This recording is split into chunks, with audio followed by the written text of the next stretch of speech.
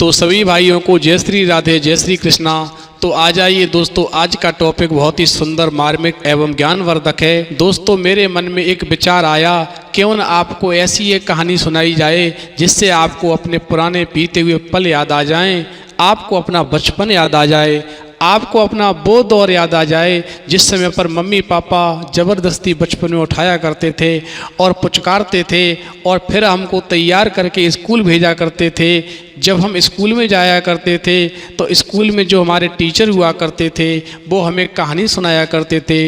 वो कहानी अक्सर कर सबको याद होगी और आज मैं इस कहानी को सुना करके आपको आपका बचपन याद दिलाऊंगा। इस कहानी को सुनने के बाद में आपको दोस्तों अपने जीवन के बीते हुए वो पल याद आएंगे जो आपने विद्यालय में अपने मित्रों के साथ गुजारे थे, अपने टीचर्स के साथ गुजारे थे। यदि दोस्तों वास्तव में इस कहानी को सुनने के बाद में आपको अपने बीते हुए पल याद आ जाएं, आपको अपना बचपन याद आ जाए, तो प्लीज़ चैनल को सब्सक्राइब करें, लाइक करें और शेयर करें और कमेंट बॉक्स में ज़रूर बताएं। आपका एक सब्सक्राइब हमारे लिए बहुत महत्व रखता है। तो आ जाइए दोस्तों, अब कहानी की तरफ गौर करते हैं। देखिए, गर्मियों के दिन थे। एक कौवा प्यास से बेहाल था और पानी की तलाश में वो इधर से उधर भटक रहा था, पर दूर दूर तक कहीं पर उसे पानी नजर नहीं आ रहा था। दोस्तों वह बहुत देर से उड़ रहा था। लगातार उड़ते रहने के कारण वो कौवा इतना थक चुका था कि उस पर गर्मी सहन नहीं हो पा रही थी और उसकी प्यास भी बढ़ती जा रही थी। दोस्तों धीरे धीरे अपना धैर्य खोने लगा था वो कौवा। उसे लगने लगा कि अब उसका अंत समय निकट है, आज वह अवश्य ही मृत्यु को प्राप्त हो जाएगा। दोस्तों वह कौवा इतना थक चुका था कि अब उससे उड़ा भी नहीं जा रहा था और कुछ देर आराम करने के बाद वह एक मकान की छत पर बैठ गया। जब वह कौवा छत पर बैठा तो उसने क्या देखा, छत के एक कोने में एक घड़ा रखा हुआ है कि हो न हो इस घड़े में पानी जरूर होगा।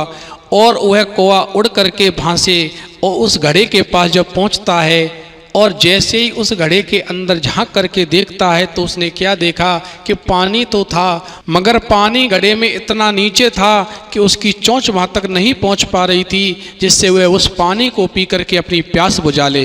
दोस्तों कौवा कुछ समय के लिए उदास हो गया। उसकी समझ में कुछ नहीं आ रहा था वह क्या करे, लेकिन फिर उसने धैर्य से सोचा कि उदास होने से काम नहीं चलेगा, मुझे कोई उपाय सोचना चाहिए। दोस्तों विचार करते करते उस कौवा की जो नज़र थी एक कंकड़ों के ढेर पर पहुंच जाती है। कौवा ने मन में विचार किया, यदि मैं इनमें से उठा करके और कंकड़ इसमें डालना प्रारंभ करूंगा तो ये पानी नीचे से ऊपर आ जाएगा और मैं फिर पी करके अपनी प्यास बुझा लूंगा। दोस्तों कौवा ने वही किया। उसने बिना देर किए हुए और वह कंकड़ों के पास पहुंचा और वह कौवा उस कंकड़ के ढेर से एक एक कंकड़ लेके आता है और उस घड़े में छोड़ देता है। इस प्रकार से दोस्तों उस कौवे ने उस घड़े में धीमे धीमे इतने कंकड़ डाल दिए कि पानी घड़े का नीचे से ऊपर आ गया। और फिर कौवे ने जी भर के पानी पिया और उसकी जब इच्छा तृप्त हो गई, उसकी प्यास जब पूर्ण रूप से बुझ गई और फिर वो कौवा दोस्तों मन में खुश होकर के वहाँ से नई उमंग लेकर के उड़ जाता है। दोस्तों ये कहानी स्कूल में हमारे टीचर्स और घर पे हमारे मम्मी पापा सुनाया करते थे। यदि दोस्तों आपको ये कहानी सुनने के बाद में वास्तव में आपको आपका बचपन याद आ गया हो तो एक शेयर और लाइक अवश्य करें और हमारे चैनल को प्लीज़ सब्सक्राइब करें।